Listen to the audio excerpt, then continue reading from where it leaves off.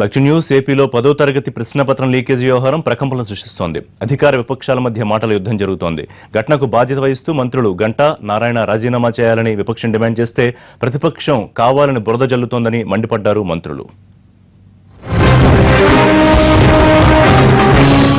గంటా శ్రీనివాస్ గారు అలాగే నారాయణ గారు వియంకులు ఇద్దరు కూడా ఈ రాష్ట్రంలో విద్యా వ్యవస్థను ఎలా భ్రష్టు పట్టిస్తున్నారో మనం కళ్ళారా చూస్తున్నాం. ఈరోజు ఎంత సిగ్గుచేటంటే చంద్రబాబు నాయుడు గారు రాజకీయ అవగాహన లేని ఒక నారాయణకి మొత్తం పార్టీని ఆయన చేతిలో పెట్టిన విధానం మనం చూసాం.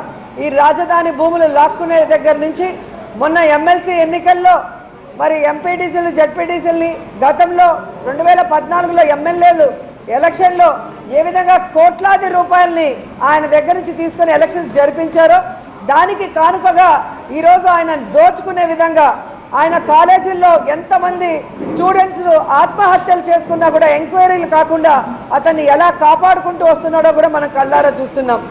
ఈరోజు గంటా గారికి నీతి నిజాయితీ సిగ్గు మానముంటే రాజీనామా చేయాల్సిన అవసరం ఉంది.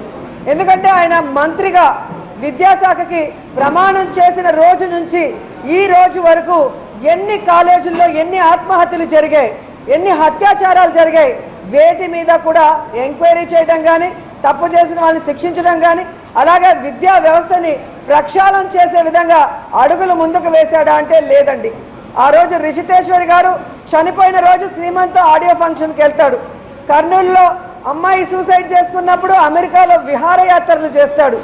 అలాగే ఈరోజు ప్రశ్నాపత్రాలు లీక్ అయి ఈరోజు రాష్ట్రం అంతా కూడా లక్షలాది మంది విద్యార్థులు తమ భవిష్యత్తు ప్రశ్నార్థకంగా మారితే దానికి సమాధానం చెప్పకుండా తన ఆస్తుల్ని ఏదైతే బ్యాంకులు జప్తు చేసుకుంటుంటే వాటి నుంచి బయటపడటానికి ఢిల్లీలో వెళ్ళి పెద్దవాళ్ల కాళ్ళు పట్టుకోవడానికి కూడా దిగజారిపోయాడే కానీ అసెంబ్లీకి వచ్చాడని నేను ప్రశ్నిస్తున్నాను.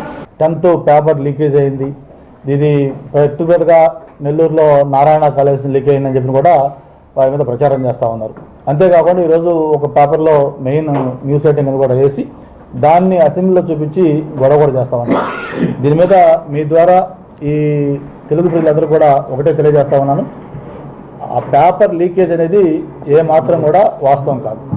పేపర్ లీకేజ్ అంటే మామూలుగా ఎగ్జామినేషన్స్ కంటే ముందే పేపర్ బయటకు వస్తే దాన్ని లీకేజ్ అంటాం. ఇది నెల్లూరులో ఒక ఎగ్జామినేషన్ సెంటర్లో ఎగ్జామినేషన్ జరుగుతుండగా ఒక అటెండర్ ఎవరైతే వాటర్ అది అందించే అటెండర్ ఉన్నాడో ఆ అటెండర్ సెల్ ఫోన్లో క్వశ్చన్ పేపర్ తీసాడని చెప్పి ఒక ఇది బయటకు వచ్చింది. దాని మీద వెంటనే గవర్నమెంట్ రెస్పాండ్ అయింది. మా సెక్రటరీ గారితో చెప్పి కమిషనర్ని ఎక్కడైతే లీక్ అయిందని వచ్చిందో దాని మీద వెంటనే ఎంక్వైరీ చేయమని చెప్పి అక్కడ పంపించడం జరిగింది. ఆ జిల్లా కలెక్టర్కి ఎస్పీతో కూడా మాట్లాడాం.